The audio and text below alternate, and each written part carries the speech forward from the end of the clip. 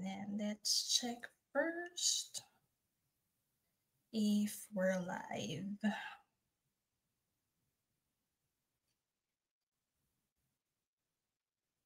Okay.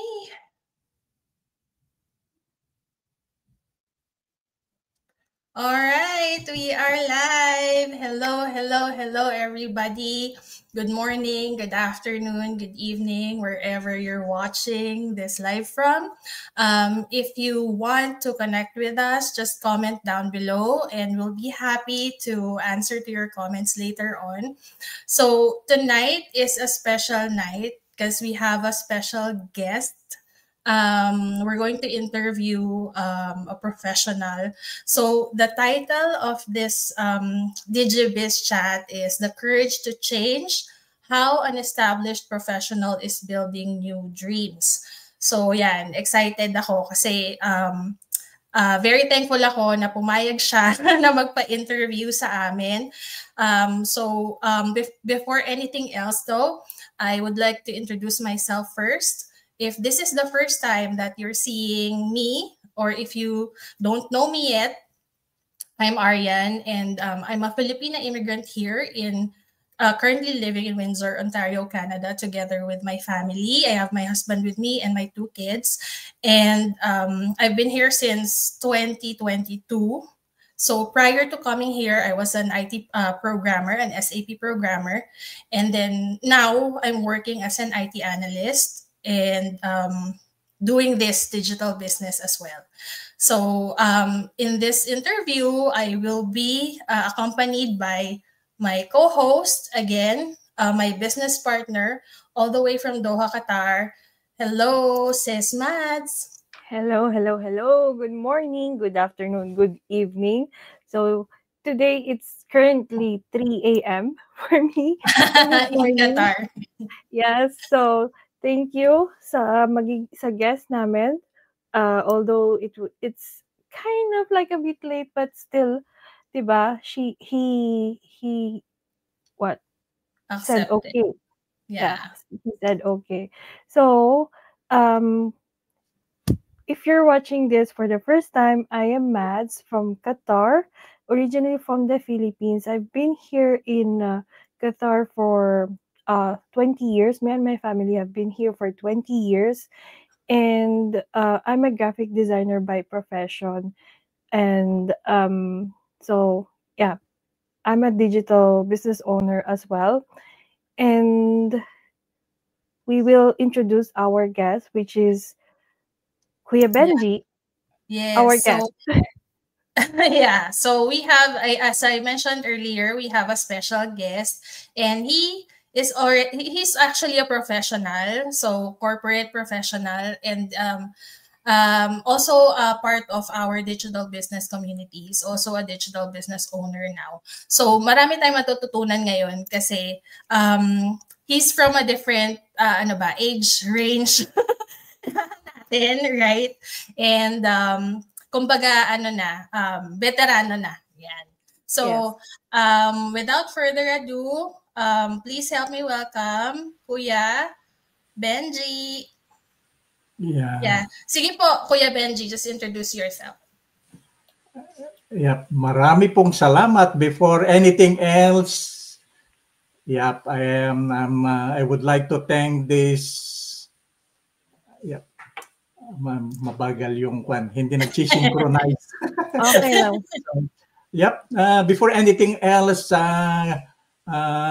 good evening. It is evening here in Ontario, Canada. And good morning also, or whatever is your time zone. I'm very glad for the invitation, and I would like to thank our incredible ladies here, Arian and Mads. It is always a pleasure, and I never say no if this type of opportunities come. Hindi na tinatanong ito. Tagalog ako So we'll be using Taglish actually because we are fellow Pinoys here. So before anything else, short introduction of myself, although they have given a while ago. We have been here in Ontario, Canada, and of course, we are trying to promote ourselves. Primarily, we are doing this business with my wife, Jenny, and doon po siya ngayon, nakaupo. So, We came here in Canada more than a decade ago with our 2 boys, young adults right now. And we are originally from Lawag City, Philippines. Nasa engineering profession pa ako together with product management actually. Same with sis Arian. And my wife Jenny is also working at the Toronto Catholic District School Board in the admin section. Short intro lang po. Maraming salamat. So, Kuya, starting with our question, before 2010, right? So, what was your life like before, and what motivated you and decided to migrate to Canada? Yep, very good question. Time travel tayo. You know time travel? Storytelling 14 tayo. years now. I said 14 years because we came here 2010 actually.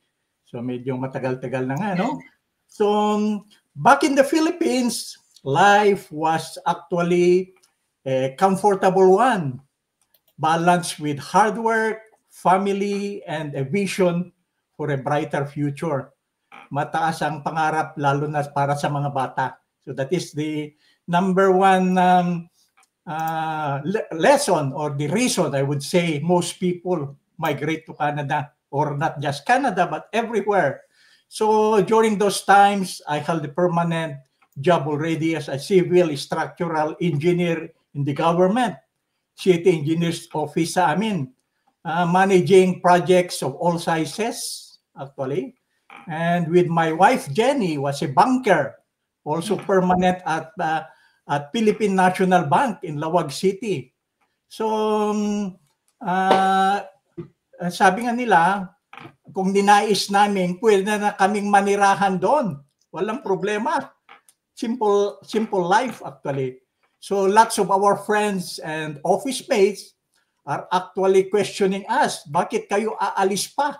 It's true. Perhaps same experience with other God. We could have stayed there, secured in our jobs. We have the security of tenure, unlike here in Canada or whatever else. Walang security of tenure. But our dreams for our family were even bigger.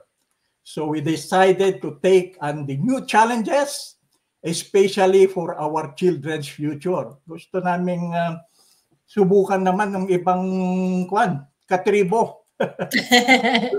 Yeah. So we were based in Philippines before coming to Canada actually during that time. But prior to that, I have worked in the Middle East, Saudi Arabia and Bahrain in particular, and more than 3 years too in Singapore. The immigration journey was not easy as in every other was. Unlike now, 1 year lang, pagka-student visa, pwede na. During our time, hindi. We waited for 5 years. Tagal. It was a point system actually. So just to make sure that because you are waiting for a long time and education has 1 point, the difference really make a big difference. I took up my master's in public administration because medyo bitin yung points ko, pero but within 5 years, okay na. So that's how it works. So with everything set, the whole family was able to migrate in Canada under the skilled workers category. So landed immigrant po kami kaagad, packed with the courage, the big dreams, and the hope for the better life for our children. Yun po. Thank you. Yes. Pareho tayo kuya ng reason yan. Syempre sa atin mga parents, right? Lagi yung future ng mga bata yung iniisip. Kasi parang they have lots of years ahead of them. So sayang naman kung hindi nila ma-experience din yung ibang environment naman o kaya ano bang meron lalo sa mga first world country, di ba po? Yeah. Ayan. So fast forward po tayo sa ngayon. So naman po yung nag-motivate sa inyo to consider starting digital marketing at this stage na in your life? And masasabi nyo po ba na worth it to venture in this digital business or in digital marketing? Yeah, so as I used to share also, I would always tell my listeners to listen carefully because I always try my very best to invest the time, and they will surely get something. It may not be related directly to the online business itself, but the nuggets of wisdom they get will be useful perhaps in some of their other activities. So right now, my biggest drive is true freedom na sinasabi po natin. Pag true freedom, it means time and finances. Yun po. So outside of our professions, we have tried all kinds of businesses actually to build multiple income streams.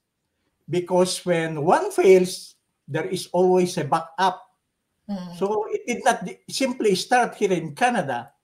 Even back in the Philippines, we started actually an internet cafe. And we did computer sales. So it is during that time, it was I did really a big investment on this, starting from scratch, pouring our own capital into the building. I constructed the building itself, buying the equipment, setting up systems, all with their monthly headaches of bills, salaries, advertising. I also advertise in the FM because not only an internet cafe, but I sell computers too. So it took me nearly ₱1 million pesos, sa akin pa yung lupa, because it is just near our house, to make ₱1 in profit. Why I am trying to dig this one? Because I am trying to compare it with our business, wherein conventional business is really so difficult. So sana maintindihan nyo yun.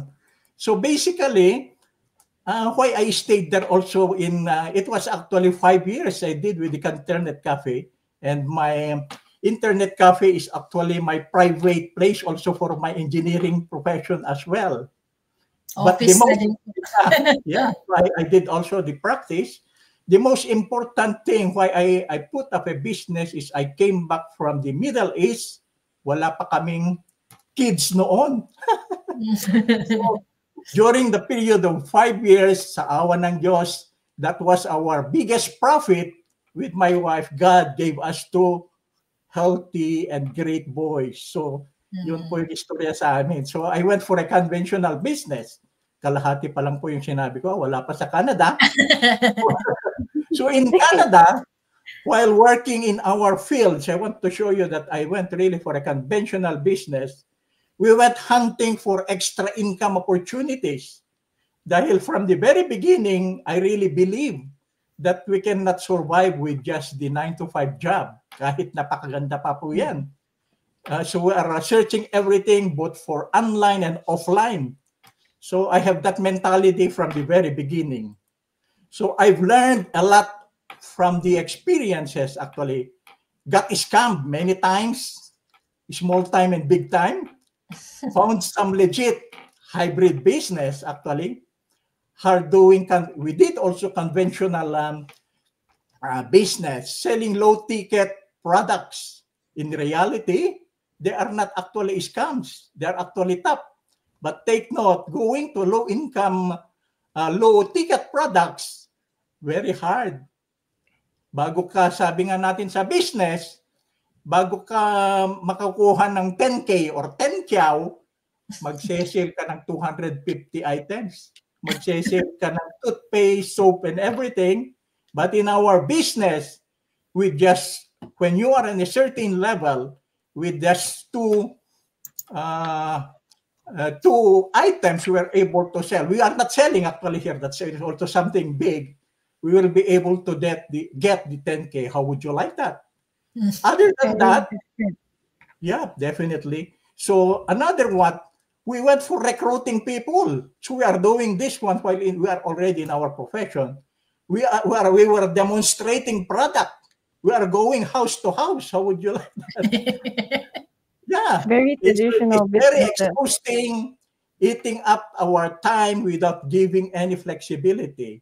Very close pa pati yung wife ko, pag tanungin mo There was a time we went for a very far place, more than an hour, tapos uwi kami past midnight na umuulan ng lakas. That is still a very vivid memory in our mind. So it is actually, that's what I'm saying. There is no flexibility with conventional business. It is in this investing in ourselves. Another phrase is, it is in the investing in ourselves through financial education, very important, that got us engaged also in real estate investing right now. There is actually a very good group of people here in Canada, which we started more than 1,400 now. Where are we investing on real estate investing, doing a lot of strategies, long-term rentals, BRRR, other strategies with fellow kababayans as another income stream. And this is one of the things that pushed me also to go into the business, because it has the capability to go for this investing later on in order to level up. That's the reality. So in question, introduction pa lang yata yun .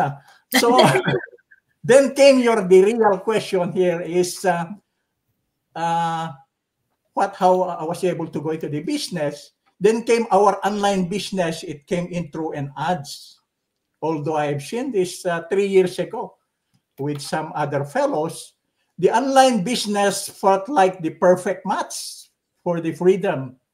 I have been looking since the beginning, as I mentioned, and it's about building something bigger than just the paycheck itself. It is, your question was, is it worth it? Absolutely. That is actually just the answer then I could stop. So digital business lets you earn while living a true life, creating a legacy, not just a livelihood, as they say. No borders, kahit saan yan. No routines, no time zones. It breaks the time zone, giving you freedom to work from anywhere, anytime. And the best part, as they say, it's open to anyone ready to learn and grow no matter what the background is. Ayun. Yun po yung kasagutan sa maikling katanungan. Okay na okay, kuya. Oo, very detailed nga. Napaka-veterano, di ba? Ngayon lang natin narinig. Ano natin siya, parang it's true. Middle East and then now Canada, di ba? So ako currently nasa Middle East and si Arya nasa Canada. So napaka-veterano. Alam niya yung paghihirap ng isang OFW at isang immigrant, di ba? So coming from a veteran, literal na veteran. So Kuya Benji, simula po ba noon, importante po ba sa inyo yung concept na retirement since, di ba, ang dami yung nabanggit na about legacy and stuff, at ang dami nyo rin businesses na na-experience based sa nasabi nyo, di ba? So what does retirement mean to you now that you're in this business? Yeah, retirement. Yeah, for me, the meaning of retirement is evolving. Nagbabago-bago. Dati sabi ko, pag kami tatanong ng retirement, ako yung taong hindi magre-retire. Mag-slow down siguro, but never retire. Take note of Warren Buffett and everything, 90 years old. Nagde-deteriorate kasi yung tao pag hindi na nagiging active. Yes. And while you are enjoying things, you got to be really active. So that is the short answer. But as we have witnessed in our business, we have job quitters or retirees, di ba? So the word retiree is actually applicable in any stage of the life. Take note that in our business, we have job quitters or retirees as early in their 20s. How would you like that? 22, 23. In their 30s, in their 40s, 50s or 60s. We even have members here up to 80s. How would you like that? Yeah. So really, retirement is out, especially me, it's out of, it is that I used to say it is the state of the mind. So retirement has always been of the plan, and it should be. You got to be proactive. But I didn't see it as a sitting around a newspaper in the hand. Yun kasi ang concept eh. Pagka-retire na, pahawak-hawak na lang ng newspaper. At saka, yan, nasa tabi-tabi lang. Initially, it was about reaching a point where you no longer have to go for a daily grind to live comfortably. Yun po ang parang pinaka-basic na definition ng retirement. Now, it's even deeper for me. Retirement means living life on my own terms. Ano yung gusto ko, yun lang gawin ko. So with the digital business, retirement is not about stopping. It is about choosing work that aligns with the passions and your values. So for me, retirement means working when I want, where I want, and with people I genuinely enjoy. So kung saan ka masaya, doon ka. Dapat gano'n ang kon mo. So you are slowing down at doon ka sa passion mo o kung saan nais yung puso mo. That's what the important thing. So it is not, retirement actually is not an end point but just a new beginning. Mukhang matalinhaga. Napakamakata. Poetic eh. Napakamakata. Yeah. So it is not actually an end point, but just a new beginning. It is a way to shape our life around our ikigai. Alam niyo bang ikigai? Ano yung ikigai? Hindi niyo alam. It has been part of my posting actually. Ikigai is actually the reason to get up and enjoy each day. Pinost ko ito nung yung natin, nasa Japan sila. So that is what ikigai actually. Ikigai. Ikigai. Okay. It is a Japanese term actually. So that's it. Got to know your ikigai. Yes. Totoo yan, Kuya. Actually, when I joined the business, this digital business, parang hindi, before I joined this digital business, akala ko hindi possible yun. Kumbaga for me, the word retirement is talagang titigil ka dun sa work mo, kung ano yung work mo, tapos papahinga ka na lang kasi masyado kang na-burnout, napagod sa pagiging empleyado, sa work, di ba? So, nung nag-join ako dito sa digital business, nung ginawa ko, nag-put up ako ng sarili kong digital business, doon ko lang na-realize na pwede naman pala na to build a life where you don't have to retire from. Yeah. Diba? Yan. So, next question, Kuya. So, how was the transition naman from your previous careers? Kasi ang dami nyo pong ginawang business, ang dami nyo pong naging career, right? So, paano po yung naging transition from those careers to digital marketing ngayon? Paano po kayo na-challenge? And what skills or experiences have been surprisingly useful sa journey nyo po ngayon? Yep. So again, a transition is a work in progress. Parang retirement yan eh. Walang katapusang meaning. For me, the transition is all actually a work in progress. So, okay lang naman as we are still in our daily grind in the profession because I love my profession. So, actually, hindi ako retired. I'm very much active and ay, nawala yata si Kuya. Baka nag-lag. Sige, wait natin siya. Pero very, very timely din talaga yung discussion today. Kasi di ba yung retirement. Hindi na siya. Ay. Yeah, naputo. I'm not sure. Naputol po yun. Sige po, i-adjust, ayun. Na wala pa po yung yung video. Ayun, as I was saying po, yan. Yun, very timely yung usapan ng retirement kasi syempre si Kuya Benji nasa mas higher age na siya, 'di ba? So sa amin po kasi ni Mads, medyo ano yan iba na rin po yung point of view ng mga ng mga mas bata sa amin tapos yung generation din namin. So ang galing po ng explanation nyo. So going back to that, sige po, continue kuya. Kasi naputol. We are actually nakikinig yata yung Wi-Fi dahil we are talking of transition and he was trying to transition in a bad way. So, sabi ko nga, transition okay lang naman as we are still in our daily grind. I really love my profession, the engineering profession, project management. I'm actually in one of the scopes of is actually in quality assurance, quality control. That is one of the aspects of project management.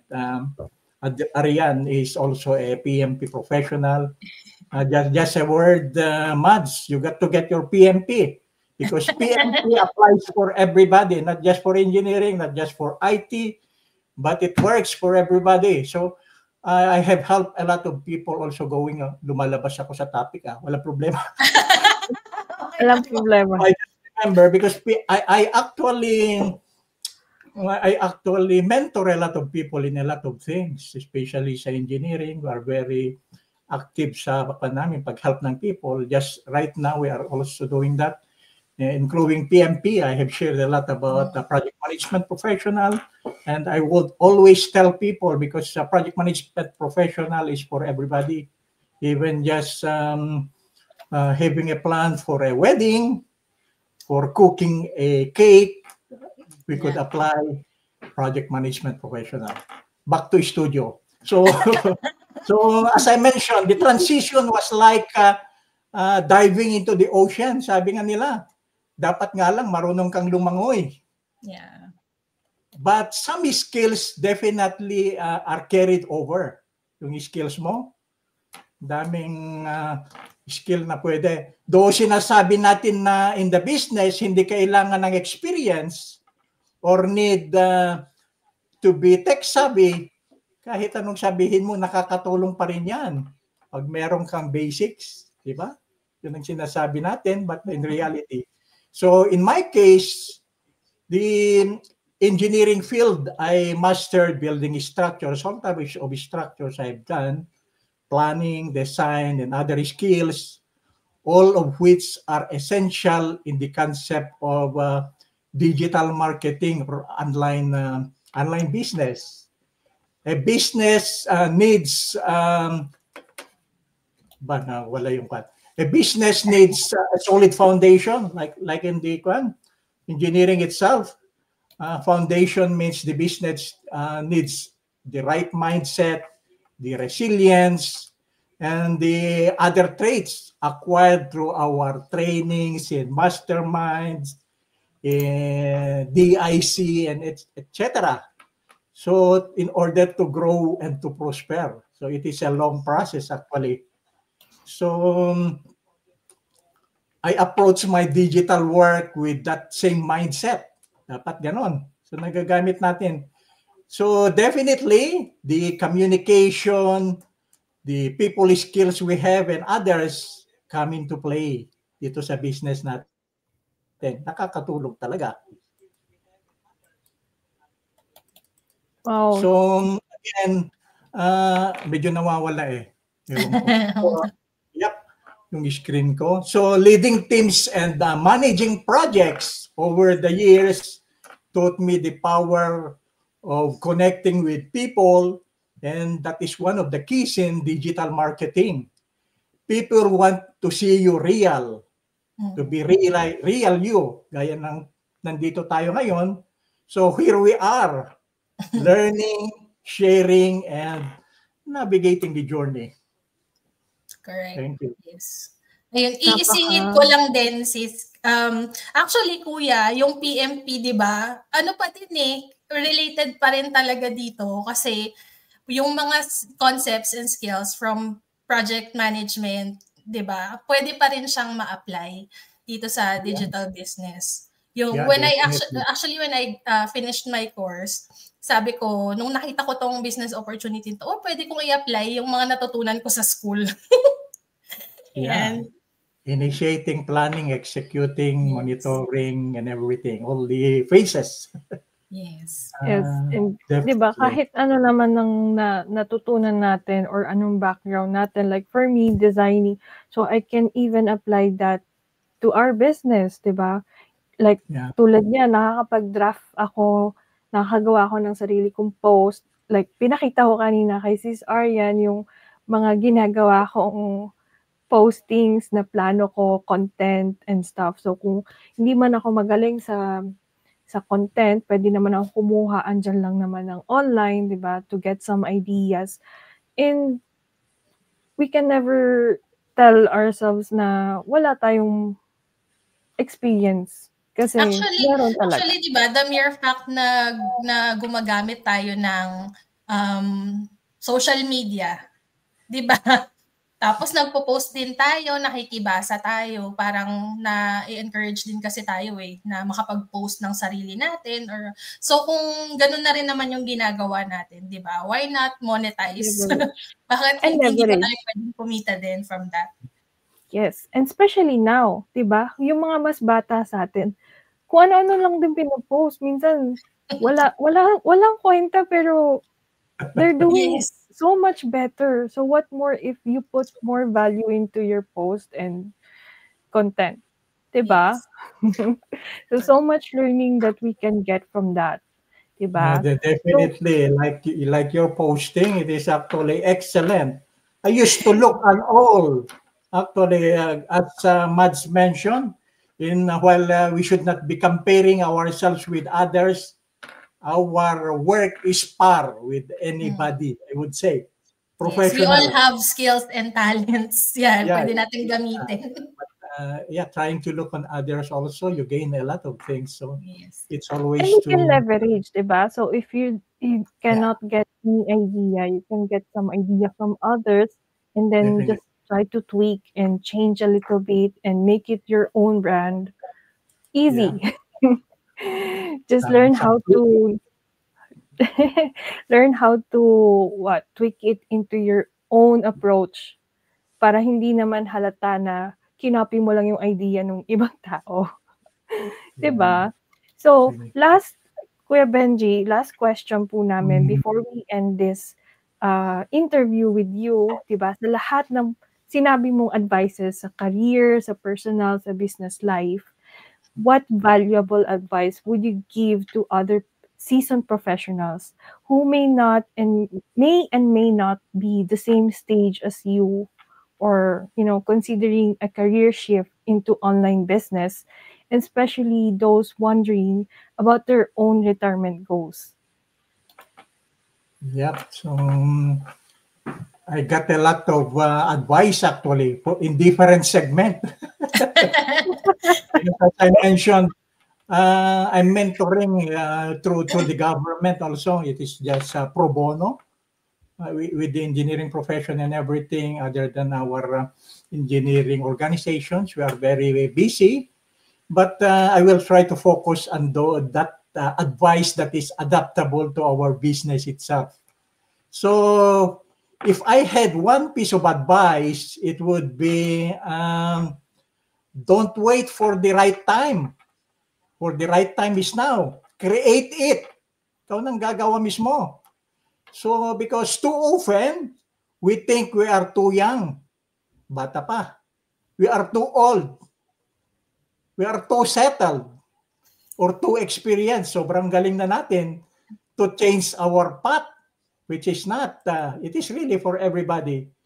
But if I have learned anything, it is that transformation is always possible regardless kung anong stage ka, anong level ka. So that is at any stage. So for anyone eyeing a shift of thinking about retirement, know that the online business is not a gamble. Hindi po gamble yan.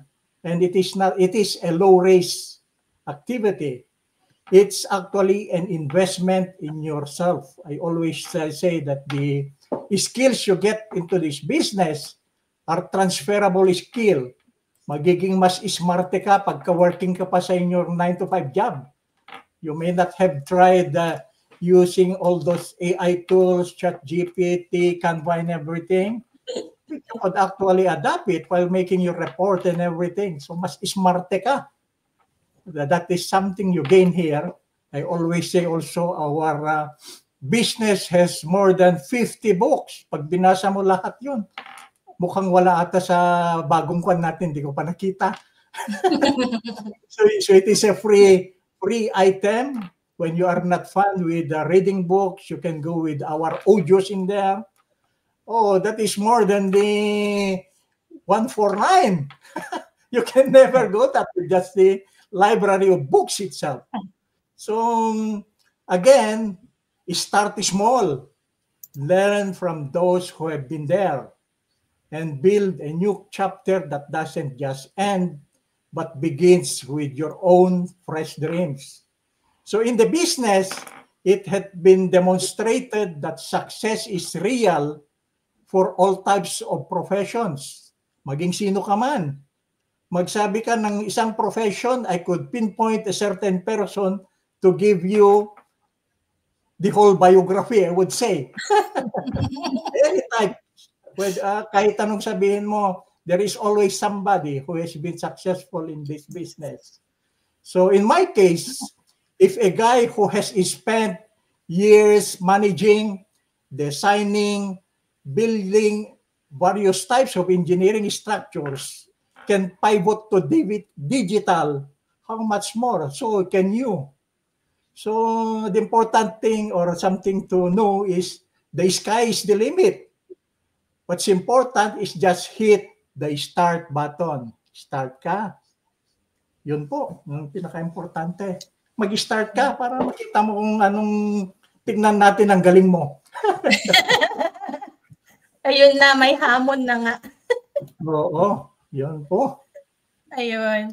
Thank you again so for much. giving me for this opportunity. Yes. It's always sobrang very powerful Yes. lessons, diba? Advices ang talagang nabitawan ni Kuya Benji for us. Lalo na talagang big advice yung nabigay niya sa atin. And to Yes. people who's currently watching, earlier I saw that we have 6 viewers maximum. And I'm not sure, I think this is Kuya Benji's connection, which is Maravilla Siruno. She's watching from Lawag. So good morning. Good morning. Good morning Yes, sa good morning sa Pilipinas. Yes. Yes. Talagang malakas ang connection ni Kuya Benji, 'di ba? Abot hanggang tuktok ng Pilipinas. Ayan. Sobrang daming golden nugget, sobrang daming advice. Tapos naka-incorporate pa yung business, napakagaling. Yes. At saka, dito diba, natin gagamitin ng ating InVideo. Have you tried InVideo? Yeah. I've tried InVideo, pero is I use it even in the first time na lumabas. Yeah, because if it is first time lumabas, maraming freebies yan. Free item. So hindi pa kailangan with this 50 minutes pero makakuha ka siguro ng 10 noteworthy chops. Yes. So ilagay mo sa short na kuan mo. Lagay mo yon sa champion na YouTube ni Arian na kuan na. Boom! Ganon. So it's a matter of time. So in video, pero ngayon hindi ko na sinubukan because it is may bayad na. May bayad na, yes. May bayad na. Pero time limitation. It's really kulang tayo sa oras, but I just remember in video, which was good. Yeah. So this type of for segments mo and tweaking mo yung mga video spatial parts. And that's an input for our digital business. Di ba? Ang galing. Updated pa si Kuya Benji. Yes, diba? We learn from different experiences, from different people's experiences, and learn to leverage their, diba? Their knowledge. Tapos we're sharing the knowledge, the learnings, the experiences that we have in this digital business. So yun, I think to wrap it up and my takeaways are, switching, kasi yung topic natin is switching careers, right? If we want, or if someone wants to dive into digital business. So no matter the age, 'di ba? No matter the status, no matter your profession, posible pa din, 'di ba? And Actually, it's yan din gonna ang be gusto kong incredibly sabihin. rewarding. Yes, it's gonna be incredibly rewarding, lalo na sa mga, I guess, mas magiging evident kapag mas nag-age tayo, di ba? Kasi nagmamature din tayo. And now, actually, is a very powerful time to reinvent ourselves and leverage, decades of experience and prove that growth has no age limit nga, sabi nga natin. So many find it's about reigniting passion, kasi 'di ba minsan yung mga nagre-retire din, parang naiisip nila na wala na ba silang gagawin. So, 'di ba, after retirement parang tambay po. 'Di ba? Parang pahinga, tapos ganun. Pero within those, the years ahead of you, tatambay ka lang ba, 'di ba? So gusto mo din naman na may gagawin kang iba. And embracing flexibility, kasi kahit anong age mo, pwedeng-pwede ka pa rin mag-jump into going online or going digital. Mag-a-adapt ka lang talaga. You just have to be flexible and designing a future that feels more aligned with your values. So the journey might come with challenges. Syempre, hindi yan nawawala. Talagang may mga ganun eh. Minsan nasa taas tayo, minsan may mga challenges, so medyo bababa. But for those ready to adapt and learn, it's a chance to create something meaningful and fulfilling in a whole new day. We live every day, sabi nga natin. So bottom line is, we can live life on our own terms, right? So, yan. So, if we resonated with Kuya Benji's story and yung mga sharing natin dito, so we invite you, our audience, to register in our website. So, it depends on you. Nandyan naman yung mga website namin, and you can also visit Kuya Benji and Ate Jenny's Facebook profile page. So, nakashare din tong live na to doon, together with the simultaneous streaming sa FB page, business page ko, at saka business page ni Mads. So yan, do you have anything more to say, guys? Yun nga, nakalimutan ko kasi sobrang ang haba nung na-share ni Kuya. So, di ba, gaya ng sabi nung nakwento niya, na-share niya, is ang daming experiences. So, what more yung mga people na sobrang like 70s, 80s, diba? Like Kuya Benji said. So if they can, what more us na mas bata, diba? Yes. Mas may alam sa ganito. Diba? So if they can, why can't we? Yes. So like they say, the perfect time is now. Don't wait for the perfect time, because there's no perfect time.